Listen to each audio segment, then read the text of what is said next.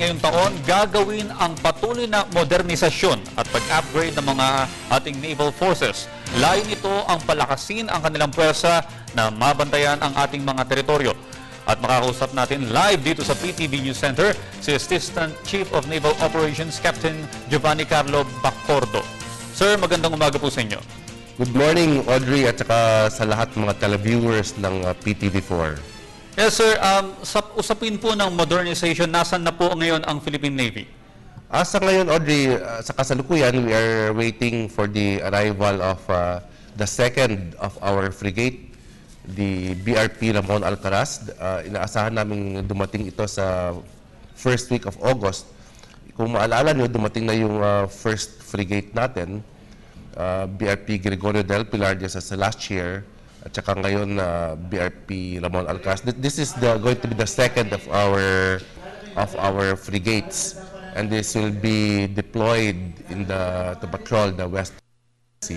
Marami pa tayong mga equipment na darating, like yung mga multi-purpose helicopters and the equipment for the Marines, and we are also expecting the strategic sea lift vessels. Ang mga timelines kung kailan darating ito ay depende sa bidding process at saka sa commitment also of the contractors.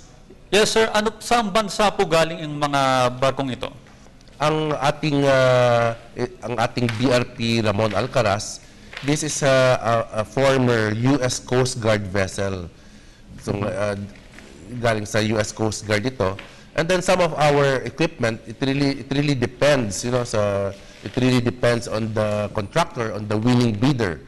We are looking at, say, the Augusta Westland helicopters from a European country. We're also looking at other proponents from Europe, from the US, and even here from Asia.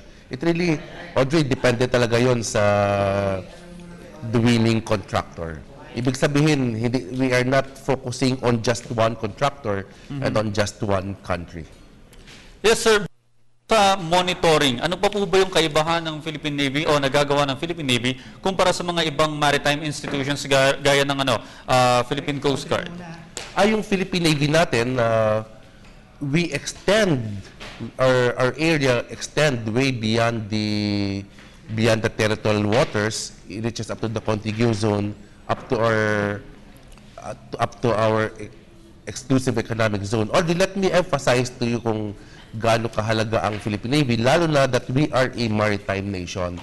Kung ang mga lupa natin ngayon, kung makita niyo kung saan tayo nakatayo, ang mga buildings natin, ang mga roads natin, this is just 20% of the national territory. The 80% of our territory is water. So the waters between the islands, and then from the baselines, the water that extends up to 200 nautical miles beyond, that is still Philippine territory. So the 80% of the territory, that is the Philippine Navy's playground.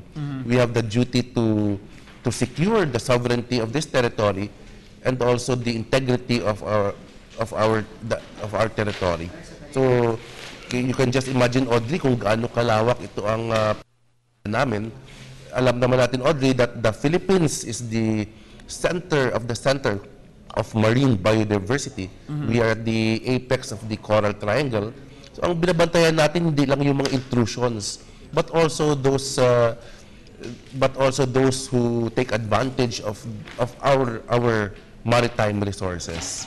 So yung ganun kahalaga ang Philippine Navy natin. That is the role of the Philippine Navy in the Philippines. Yes, sir. Pero kamusta naman po yung coordination nyo with Philippine Coast Guard? Oh, there are so many maritime agencies, and the Philippine Coast Guard is a vital partner of the Philippine Navy. So kasama kami dyan. We always coordinate with the Philippine Coast Guard, lalo na in mga maritime disasters, in patrolling the territorial sea, our archipelagic waters. Kung makita nyo, let's say, example, yung nangyari noon sa Tubataha, the grounding of the USS Guardian, both the Philippine Navy and the Coast Guard were there coordinating. We took turns patrolling that area and establishing our presence in that area. Tapos ngayon, the Philippine Coast Guard is also a important partner in the National Coast Watch System. Pero in this National Coast Watch System, lahat ng mga maritime agencies natin ay nandoon. Nandoon ang Philippine Coast Guard, nandoon ang Bureau of Fisheries and Aquatic Resources. Nandoon din ang Philippine National Police Maritime Group. So marami tayong mga maritime agencies dito.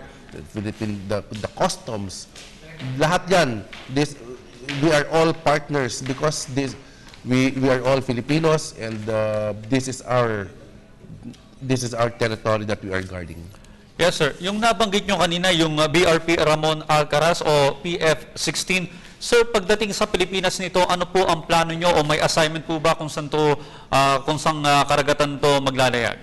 Initially, pagdating niya ay our first tasking for the ship is for us to have it painted gray. Kasi nga, this is a former US Coast Guard vessel, ang pintura niya ay puti. So by international convention, a naval ship should be painted gray. Yun ang pinakauna namin gagawin sa kanya. And then, we expect her to be patrolling the West Philippine Sea area. Kasi yun ang pinakamalawak natin na area. At saka, mga threats natin, ang karamihan ng mga threats natin ay nandun sa West Philippine Sea. Yes, at ngayong umagang ito, kasama rin natin dito sa PTV News Center, si Deputy Director for Naval Doctrines Office, LCDR Esmer Ablay. Magandang umaga po, ma'am. Magandang umaga din po sa inyong lahat. Ma'am, katanungan naman para sa inyo po, no? Ano po yung mga simulain ng Pilipinas sa larangan ng pagbibiyahe sa dagat o maritime skills? Okay, let's go back to the 15th century, ano? Yung ating mga ninuno nung unang panahon, talagang sila na ay nag-uumpisang tinatawag nating mga seafarers. O sila din tinatawag nating mga lake dwellers. Kaya noong unang panahon, pag mababasa natin sa ating history, yung mga sinaunang ninuno natin, they already developed their wooden watercraft. Yung tinatawag natin noon na wooden boats or yung balangay. Yung tinatawag nating boat-one boats. No? That was earlier excavated in the Southeast Asia at yun ang ginagamit ng ating mga ninuno to cross the oceans. Yes, ma'am. Can you tell us tungkol sa may background po ng Philippine Navy? Kung ano po kung kailan to nagsimula? Yung ating Philippine Navy, it actually started during the turnover of the watercraft by the then U.S. General Admiral Dewey kay General Emilio Aguinaldo. No? That was May 20, 1898. Kaya ang ating anniversary ng Philippine Navy ay laging ginaganap sa May 20 ng bawat taon.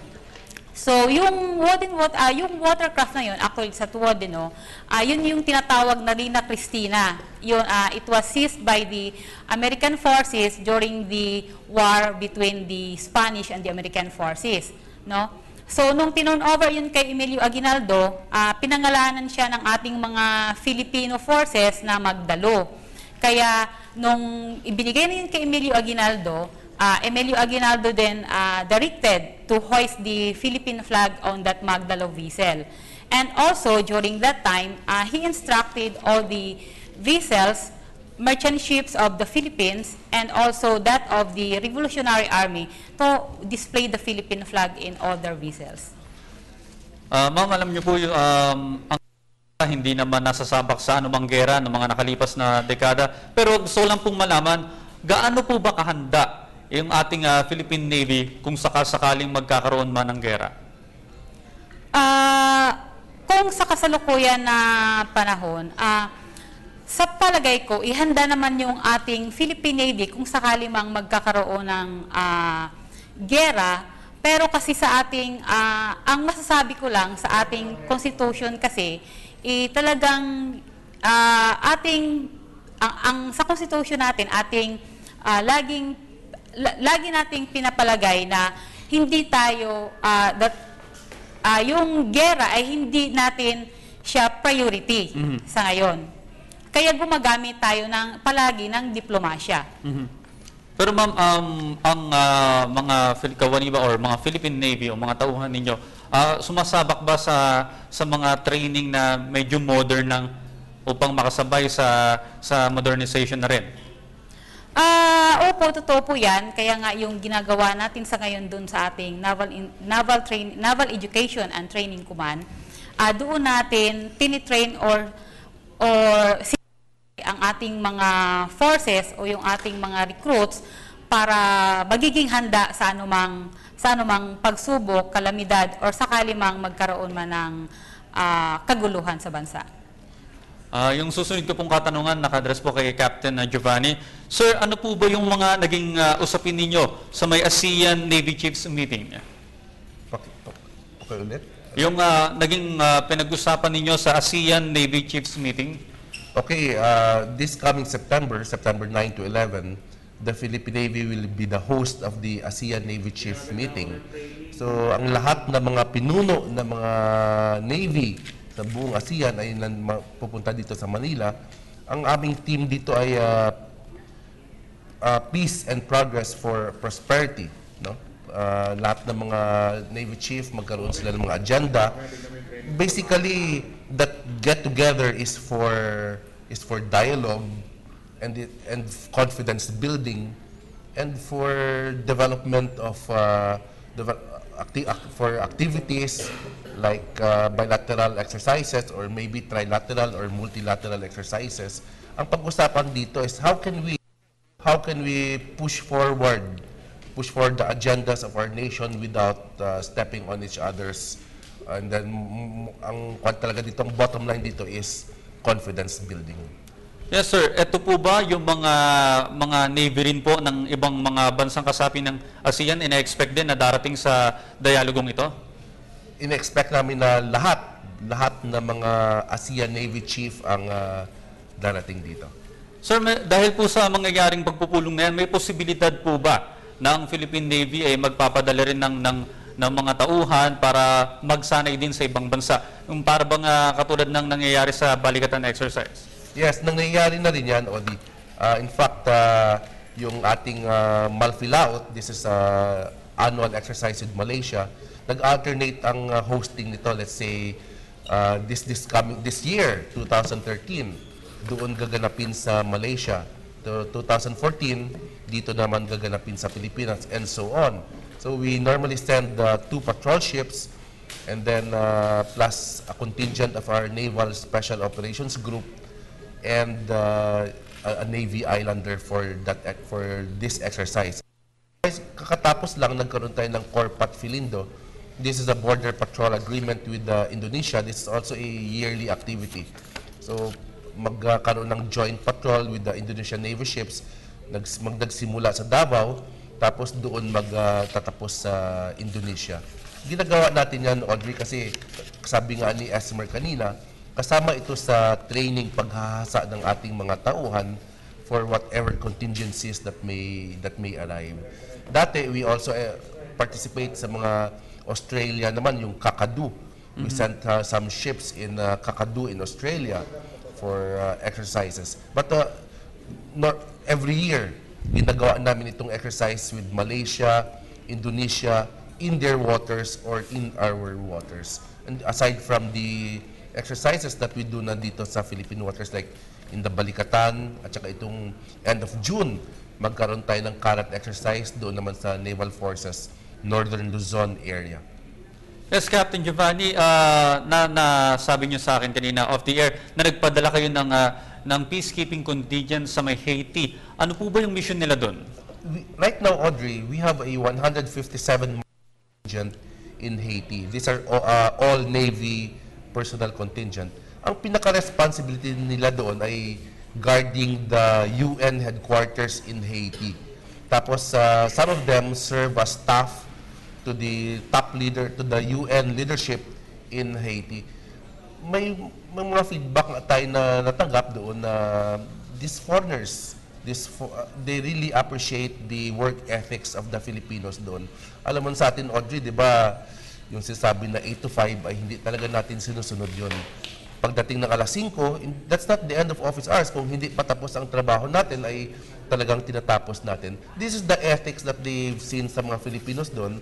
Ang feedback nga nakarating sa atin na Flag Officer in Command ng mga Filipinos doon ay talagang very dedicated and very passionate in their jobs. At sabi nga ng isang commander doon, he cannot imagine a contingent there in Haiti without the Filipinos. Yes, Captain, yung sa may Golan Heights po, nagpadala rin ng Pilipinas ng mga peacekeeper doon, kung saan medyo nagkakaroon ng konting kaguluhan at nakidnap nga yung ibang mga peacekeepers. Dito po ba, wala naman kayong na-encounter na ganyang problema? Sa awa ng Diyos ay wala pa naman kaming ganung situation sa Haiti. Yes. Kay Lieutenant Commander Esmer Ablay, Ma'am, ano po ba yung aasahan ng mga kababayan natin, lalo na yung mga naninirahan sa mga tabing dagat ngayong 2013, baka may iba pang programa ang Philippine Navy? Ibig mong sabihin kung ano yung programa ng Philippine Navy Yeah. For this year po. for this year. Okay. Sa taong ito, marami actually programa yung Philippine Navy. Kung sa history naman kasi ng Philippine Navy, kung ating titingnan, no, during the Spanish colonization, ang nangyari nung unang panahon bago kasi nag-colonize yung mga Spaniard sa ating bansa, yung ating mga ninuno, they really resisted against the colonization. Kaya yung makikita natin, kung titingnan natin yung history, nung ginawa ni Aguinaldo na kumalaban sa mga dayuhang Kastila, no, hanggang doon sa American and Filipino War, nung nag-declare siya ng war against sa mga Amerikano, makikita natin, malalaman ating mga kababayan na talagang yung Philippine Navy i-guardian ng ating kalayaan. Hanggang doon sa makikita natin from the Spanish to American era, hanggang doon sa Japanese era, nung tayo ay sinakop ng mga dayuhang Hapon, makikita natin mga kababayan na talagang ang Philippine Navy, umpisa pa lang noong unang panahon hanggang sa ngayon, maasahan natin na kanyang babantayan yung kalayaan ng ating bansa. Okay, Ma'am at saka Captain, maraming salamat po sa inyong panahon at sa lahat ng impormasyon na inyong nasabi ngayong umagang ito. At sana po patuloy yung modernization ng ating Philippine Navy upang mabantayan itong ating bansa. Maraming salamat po kay Lieutenant Commander Esmer Ablay ng Philippine Navy at Assistant Chief of Naval Staff for Operations, Captain Giovanni Carlo Bacordo.